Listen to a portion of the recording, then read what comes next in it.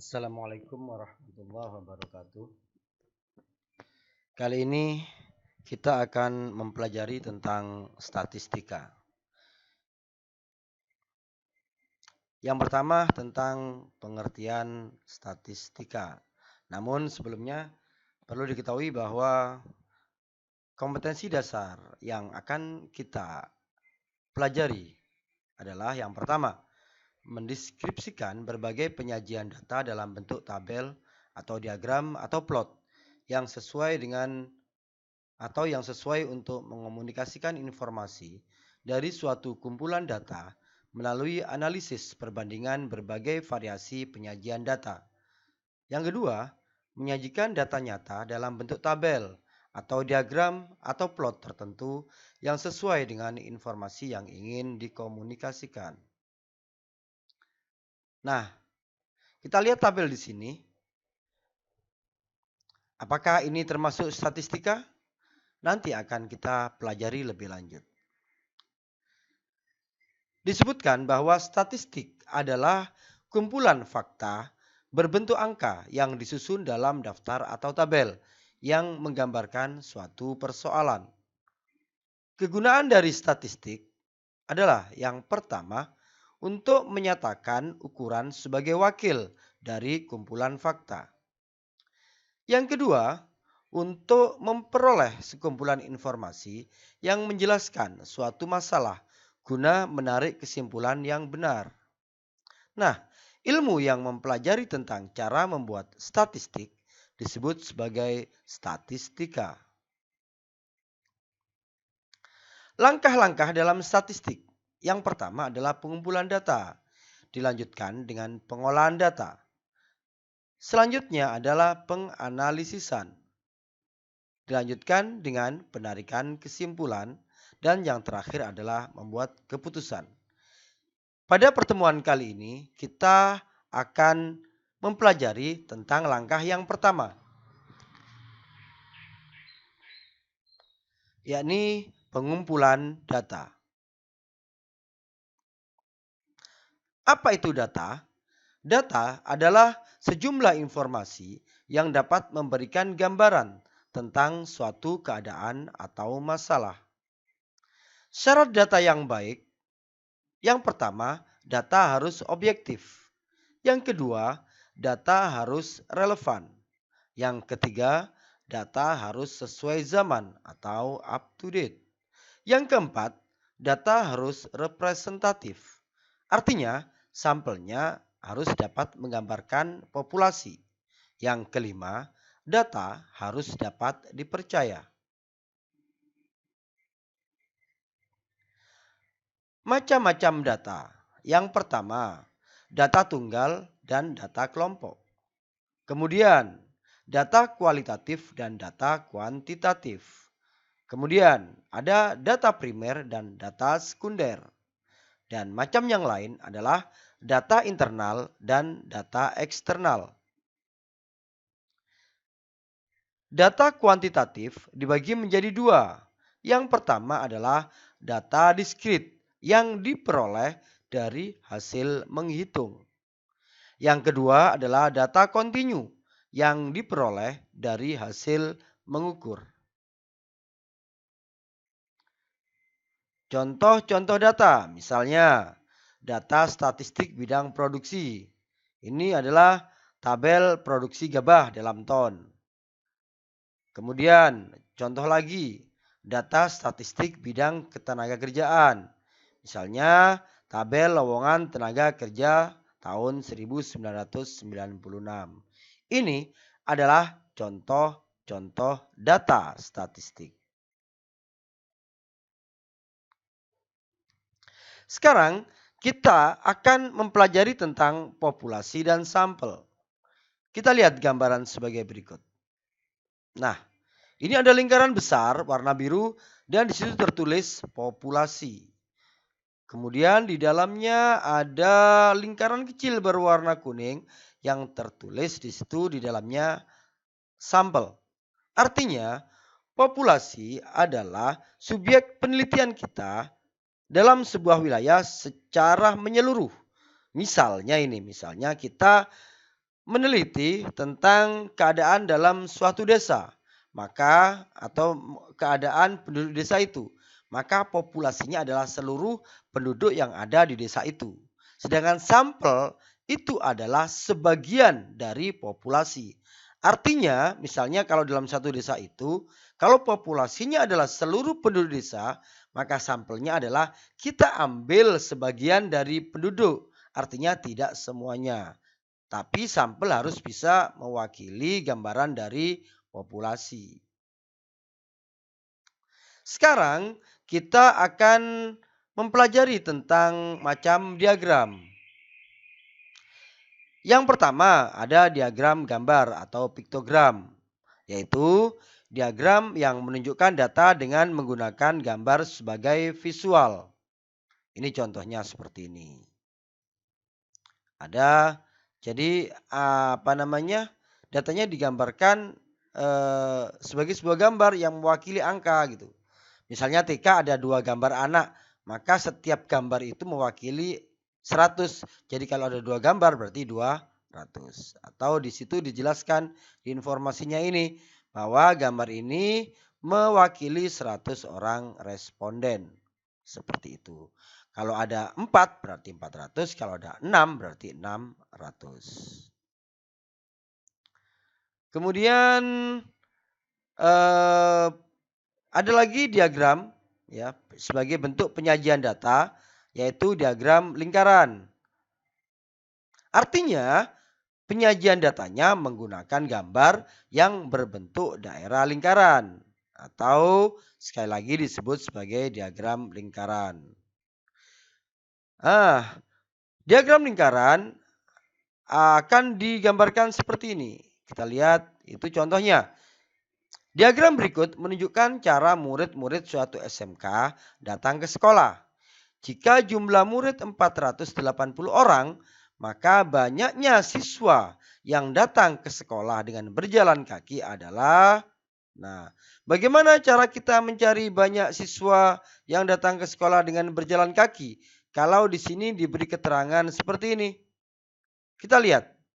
Di sini sepeda ada 60, disebutkan sepeda tertulis 60 derajat. Bus tertulis 72 derajat. Motor 45 derajat. Kita lihat lingkaran penuh itu besarnya adalah 360 derajat. Jadi untuk mencari banyaknya siswa yang datang ke sekolah dengan berjalan kaki adalah kita cari dulu berapa besar derajat dari pejalan kaki ini. Maka bagaimana cara menjawabnya? Kita lihat di sini. Nah, derajat sektor siswa yang berjalan kaki itu sama dengan 360 derajat dikurangi dari jumlah tadi yang lain selain yang berjalan kaki, yaitu 60 derajat, 72 derajat, dan 45 derajat. Jadi dia sama dengan 360 derajat dikurangi jumlah ketiga ini sama dengan 183 derajat. Jadi berapa banyaknya? Nah, jadi banyaknya siswa yang berjalan kaki ke sekolah adalah sama dengan 183 derajat dibagi secara keseluruhan 360 derajat kali berapa? Kali 480 orang. Jadi banyaknya siswa yang berjalan kaki ke sekolah sama dengan 244 orang. Contoh yang kedua, misalnya kita lihat hasil penelusuran tamatan pada sebuah SMK dinyatakan diagram sebagai berikut. Jika jumlah yang bekerja sebanyak 135 orang, maka banyak tamatan yang melanjutkan kuliah berapa? Kita lihat dulu gambarnya lengkap. Kita lihat di sini digambarkan. Nah, ada wira swasta, ada bekerja 45%, ada menganggur 10%. Berapa yang melanjutkan kuliah? Lah, di sini ini wira swasta tidak disebutkan angkanya, tapi kita tahu bahwa ini ada sudut siku-siku. Artinya ini mewakili 1/4 dari seluruh lingkaran ini. 1/4 itu sama dengan 25%. Sehingga Untuk mencari berapa banyak tamatan yang melanjutkan kuliah, itu sama dengan, kita cari dulu total berapa persen. Prosentasi maksimum adalah 100%. Sehingga yang melanjutkan kuliah itu sama dengan 100% dikurangi tadi yang diketahui. 25% tambah 45% tambah 10%. Sehingga sisanya sama dengan 20%. Terus berapa banyak tamatan yang melanjutkan kuliah? Karena tadi yang diketahui itu adalah yang bekerja sebanyak 135 orang, maka banyaknya yang melanjutkan kuliah itu pembandingnya adalah yang bekerja tadi. Sehingga dia menjadi 20% dibagi 45% kali 135 orang. 135 orang ini yang 45% tadi. Jadi perbandingannya dengan yang 45%. Kalau 45% ini 135 orang, jadi kalau 20% berapa orang? Ya tinggal kita membagi dan mengalih. 20% per 45% kali 135 orang. Jadi hasilnya sama dengan 60 orang. Yang kedua, ada diagram batang. Penyajian data dengan menggunakan gambar yang berbentuk batang atau kotak itu disebut sebagai diagram batang. Diagram batang dapat digambar secara vertikal maupun horizontal. Contohnya seperti ini. Ini adalah tabel yang menunjukkan jumlah siswa bermasalah pada suatu sekolah. Kalau kita baca tabel ini, kita lihat di sini. Pada tahun 2001, ini jumlah siswa yang bermasalah adalah 6. Pada tahun 2002, 10 orang.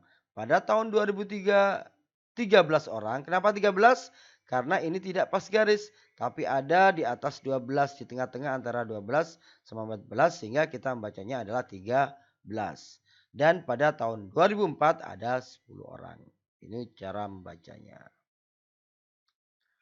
Kemudian, nah bagaimana kalau kita disuruh menentukan jumlah siswa yang bermasalah dari tahun 2001 sampai dengan 2004?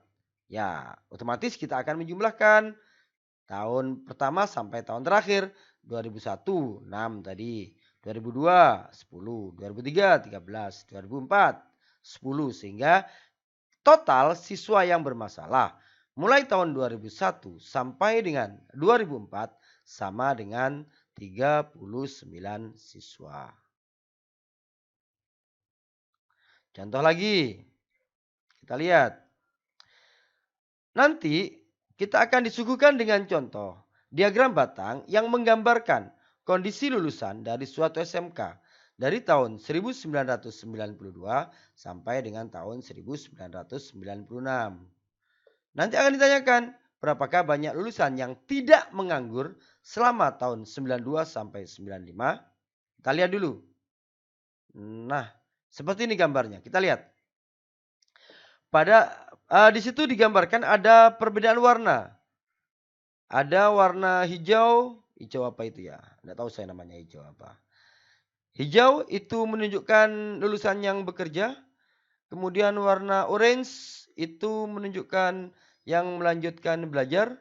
Dan yang warna merah bata itu menunjukkan lulusan yang menganggur. Kita lihat. Pada tahun 92 yang menganggur sejumlah 50. Yang melanjutkan belajar 100. Yang bekerja 200. 93 juga jelas di sini. 93 di tengah-tengah. Yang menganggur tengah-tengah antara 0 sampai 50. Kita membacanya 25. Yang melanjutkan 100. Yang bekerja antara 200 sama 250 berarti 225. Dan seterusnya ya. Kita baca ini. Berarti bagaimana cara mengerjakan yang tadi? Yang tidak menganggur. Maka dari pertanyaan banyak lulusan yang tidak menganggur. Kita baca lagi nanti di tabelnya. Dari tahun 92 sampai tahun 95 adalah ini. Kita lihat yang tidak menganggur. Yang tidak menganggur itu artinya yang bekerja atau yang melanjutkan pendidikan. Tahun 92 ada 200. 93 ada 100, 94 ada 200, 95 ada 100. Ditambah yang satunya lagi, yang tadi yang satunya adalah bekerja, yang satunya adalah melanjutkan kuliah. Jadi di sini ada 10 tuh 2, 3, 4, 5, 6, 7. Oh ada 8 ya. Tuh 2, 3, 4, 5, 6, 7, 8. Masing-masing mewakili yang bekerja dan melanjutkan belajar.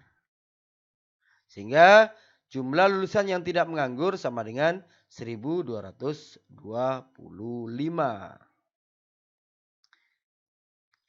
Kita lanjut. Nah, sekarang ada diagram garis, yaitu penyajian data yang dengan diagram garis yang biasanya digunakan untuk menunjukkan perubahan sepanjang periode tertentu. Contoh, ini. Data lulusan SMK Nusantara yang bekerja sesuai dengan bidangnya dari tahun 2003 sampai tahun 2007 sebagai berikut. Nah, ini. Nah, ada tahun jumlah siswa 2003 80, 2004 100, 2005 160, 2006 ada 120, 2007 ada 200. Jadi bagaimanakah cara untuk membuat diagram garisnya? Kita lihat di sini. Kita lihat bagaimana kita buat. Di sini ada tahun, di sumbu X menunjukkan tahun, di sumbu Y menunjukkan jumlah bekerja. Tahun 2003, 2004, 2005, 2006, 2007. Ini tadi ya yang apa namanya? Y-axis atau sumbu Y. Kemudian kita lihat, kita buat garis bantunya seperti ini. Nah, kemudian kita lihat. Nah, 2003 80, 2004 100, 2005 160, 2006 120, dan 2007 200. Kalau kita buat garis, kita lanjut seperti ini. Nah, ini cara membuat diagram garis. Kita lihat kembali. Nah, seperti ini ya. Jadi bisa naik, bisa turun. Kita lanjut.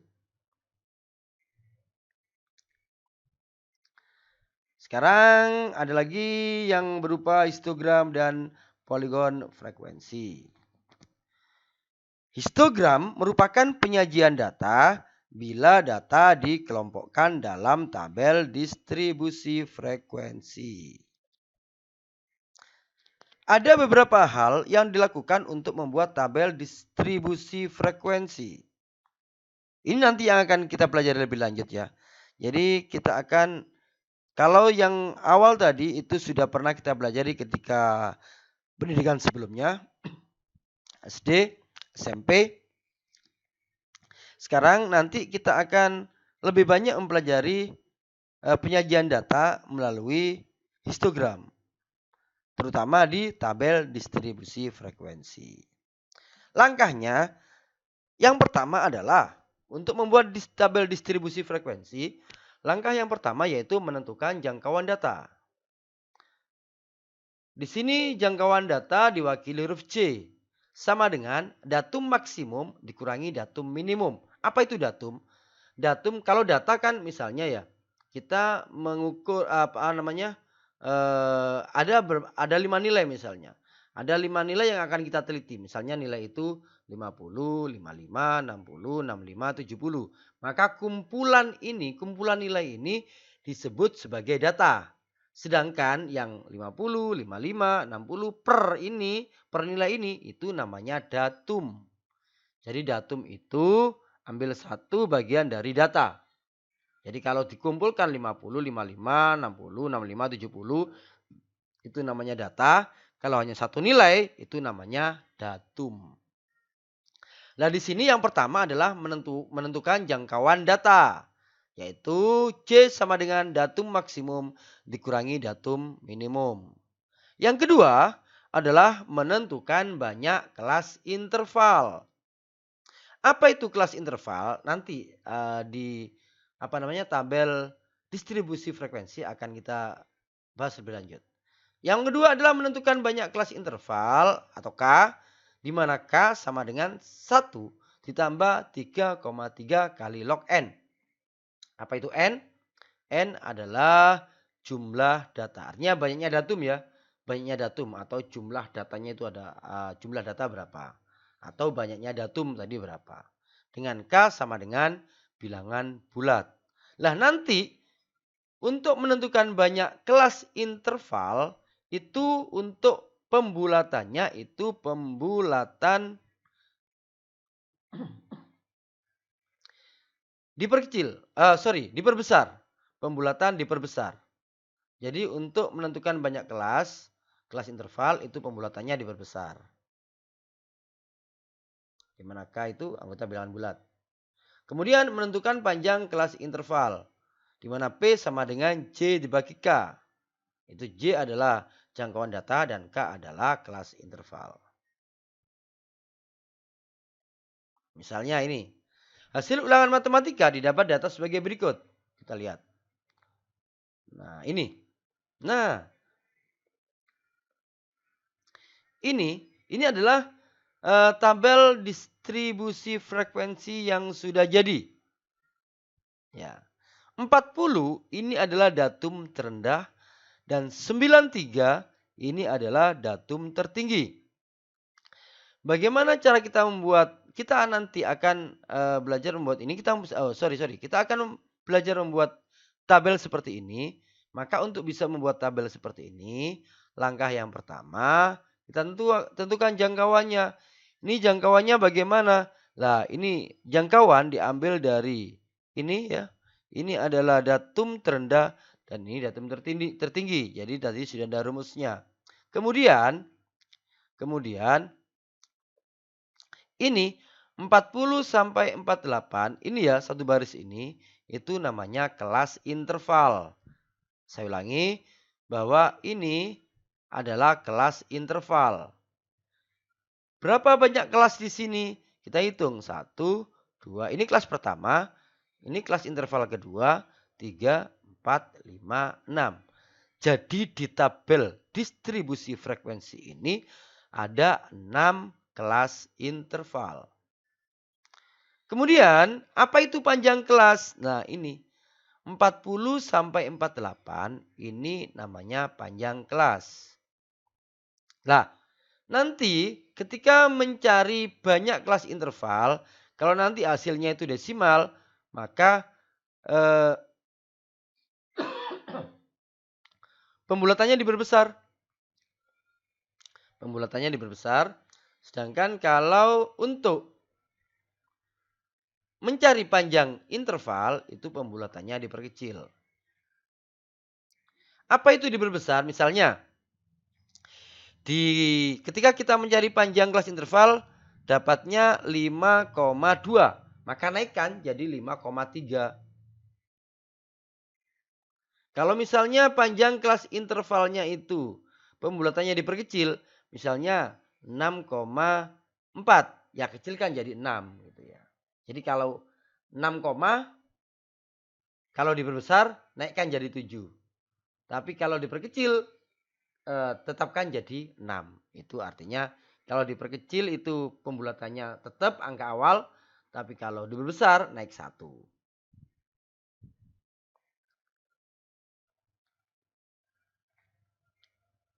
Ini XI ini adalah nilai tengah. Sekali lagi, XI ini sama dengan nilai tengah.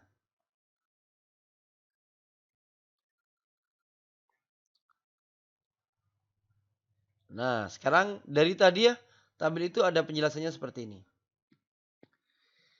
Batas bawah kelas. Nah, saya ulangi ke belakang. Batas bawah kelas kan di sini disebutkan 40, 49, 58, 67, 75, 85. Kita lihat kembali ke sini. Kamu lihat ini. Ini namanya batas bawah kelas. 40, 49, 58, 67, 76, 85. Sedangkan yang ini adalah batas atas kelas. 48, 57, 66, 75, 84, 93. Yang ini namanya batas atas kelas. Yang ini namanya batas bawah kelas. Frekuensi itu banyaknya data. Artinya gini, nilai yang termasuk antara 40 sampai 48 itu jumlahnya 6. Lah, nilai tengah ini diambil dari 40 ditambah 48 dibagi 2. Ketemunya nilai tengah. 40 tambah 48 dibagi 2. Ini sama ini. 49 tambah 57 dibagi 2. Ketemunya ini. Ini juga sama. 58 tambah 66 bagi 2. Ketemunya 62. Sedangkan ini banyaknya data itu. Nah, jadi ada datum, ada banyak. Jadi nilai mulai dari 58 sampai 66 itu ada 14 nilai yang masuk di area ini. Atau di interval ini. Nah, ini tadi sudah dijelaskan. Nah, ini nilai tengah kelas seperti tadi. Jadi nilai tengah kelas XI itu sama dengan setengah kali batas bawah ditambah batas atas. Nah, sekarang ada tepi bawah kelas. Jadi tepi bawah kelas ini kan ini batas bawah kelas. Kalau tepi bawah kelas itu dikurangi setengah. Jadi kalau batas bawahnya 40, tepi bawah kelasnya 39,5. Kalau batas bawah kelasnya itu 49, maka tepi bawah kelasnya itu sama dengan 48,5 dan seterusnya. Sekarang batas atas kelas. Batas atas kelas itu batas atas ditambah 0,5. Ini batas atas. Kalau batas atas kelasnya 48, berarti tepi atas kelas itu sama dengan 48,5. Kalau batas atasnya itu 57, maka tepi atas kelasnya 57,5. Kalau batas atas kelasnya 66, berarti berapa tepi atas kelasnya? Ya, 66,5. Jadi kalau batas atas kelasnya 75, berapa tepi atas kelasnya? Ya, 75,5. Nah, ini disebutkan. Dari sini didapatkan seperti yang saya sebutkan tadi. Jadi dari ini batas bawah ini didapatkan tepi bawah kelasnya seperti ini. Nah, ketika kita membuat histogram, maka yang tertulis di setiap ini, buatnya seperti ini ya. Di pojokan sini, pas di garis ini. Ini 39,5. Yang ditulis adalah tepi bawah kelas. Ini, nah 39,5, 48,5, 57,5, 66,5, 75,5, 84,5 dan terakhir adalah tepi atas kelas. 93,5. Itu cara membuat histogramnya. Poligonnya juga sama seperti ini. Poligon adalah garis terputus menghubungkan koordinat masing-masing titik yang dibuat dari titik tengah kelas dengan frekuensi. Kalau yang histogram tadi diambil tepi bawah kelasnya. Tapi kalau poligon itu diambil titik tengah atau ya seperti XI tadi. Titik tengah kelas. Diambil titik tengahnya. Saya ulangi seperti ini. Kalau untuk apa namanya? Saya lanjut sebentar. Nah, kalau di histogram itu dia yang ditulis di sini adalah tepi bawah kelas, ini kotak seperti ini batang kan, diagram batang seperti tadi. Ini yang ditulis adalah tepi bawah kelas, tapi kalau di poligon itu titik tengahnya yang ditulis, titik tengah seperti ini. Tuh. Ogive adalah kurva mulus yang diperoleh berdasarkan distribusi frekuensi kumulatif. Ada dua macam ogive. Yang pertama ogive positif. Adalah kurva yang dibuat dari tabel distribusi kumulatif kurang dari. Sedangkan ogive negatif adalah kurva yang dibuat dari tabel distribusi kumulatif lebih dari. Nanti kita pelajari lebih lanjut. Nah, pertemuan pertama kita selesai. Ada tugas harian yang nantinya harus kalian kerjakan dan dikumpulkan sebelum pertemuan selanjutnya.